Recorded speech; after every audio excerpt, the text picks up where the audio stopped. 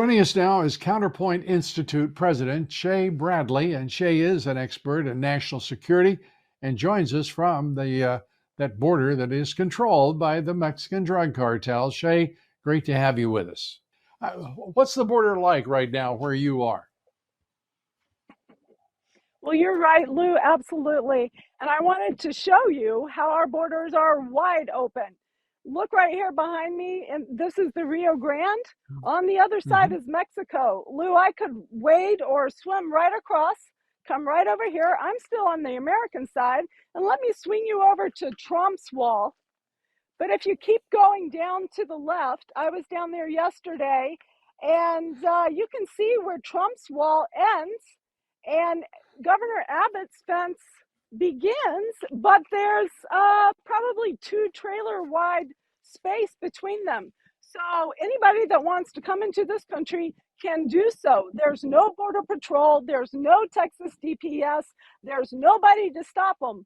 But you know what, Lou? It doesn't matter if there is. What I have been finding out is, of course, the Border Patrol have catch and release. So Border Patrol used to Right. interview people for about an hour and a half. Now, because of the mass influx under Biden's policies, they've got about 4 minutes.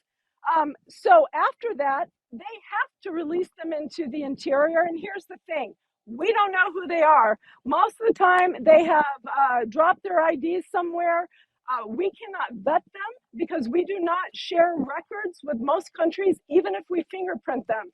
I just talked to the county attorney in Kinney, and that's one thing that he told me is, in fact, he said, we only catch about 20% of the people going through. Those that we do, we barely know who they are. So our border has been totally sabotaged by the Biden administration. For them to even go through the farce of paperwork and processing, it's like I said, it's a farce. It's a paperwork farce. It doesn't matter. Yeah. The paperwork, the so-called encounters, all of the nonsense, the estimates about getaways. I mean, you go through all of the Biden DHS nonsense. It's purely pretense. It is purely really a welcome wagon that, as you know, down there Yes, at that border. It's interesting that the country just will not wake up to, it seems, the reality that the national left wing media, the Marxist media in this country, owned by corporates, owned by donors, globalists, uh, they will not. They will not report the truth. They won't go down there and spend days on the border with you, that's Shay. right. They're afraid that And something they're might mad. happen. They'd have to report. It's really You are ridiculous. absolutely right, sir. And the people here that I've been talking to are angry. I talked to a rancher, Wayne King. He's lost about $400,000 since Biden took office. Illegals cutting holes in his fence.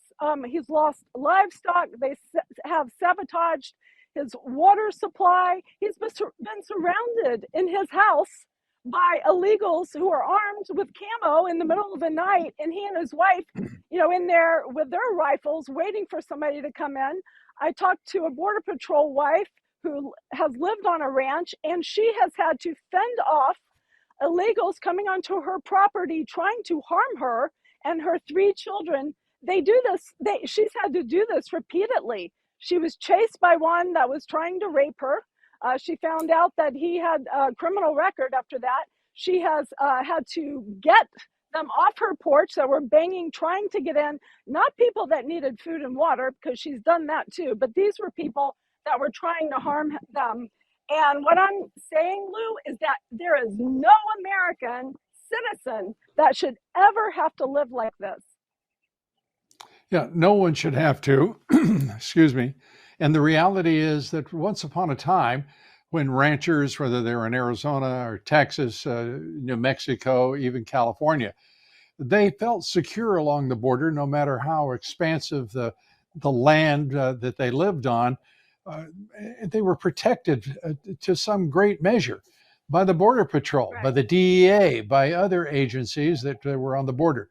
Today, that border is in the possession of the Marxist Mexican drug cartels, bringing all of Absolutely. that fentanyl into the country. there's no one to stop You it, are, and there's no one to protect those people. I feel for those ranchers yes, because me right now, too. basically, if they don't have their, their AR-15 or whatever their weapon of choice, I mean, they are in real danger down there now. They are in danger, and this rancher and this wife, Allison Anderson, that I spoke with, both of them have actually talked to Congress members and other officials. They have gone out of their way to go and talk to them to say, hey, we are in danger. We are living in fear. I mean, Allison told me, actually, several people have told me they have high speed chases every day in Del Rio because the DPS is trying to apprehend illegals. But they were, you know, I've been down here several times since Biden has been in office. I've been in Arizona border, New Mexico. I've Right? never seen people like this. I will say they're visibly angry, visibly upset. I talked to a medical professional also that worked in the Firefly Shay. facility Yeah. down here. It's a processing. And he's been traumatized by the people coming in that have been traumatized by the Mexican cartels, and nobody We're will a listen. nation. Yeah, we're a nation that's traumatized with all that this administration, this Marxist STEM administration, has done in its effort to absolutely destroy this constitutional republic and to end America as we know it. Shea Yes, Bradley sir. Farrell, thanks for being with us. We appreciate it. Shea is at the Del Rio area on the border with Mexico. Again, the Rio Grande and the border itself under the control of Mexican drug cartels. Shea, thanks so much, Yes, and sir. stay safe. Thanks so much, Lou. I will. Thank you, Thank you. sir. I appreciate it. And now I want to talk about when Mike Lindell invented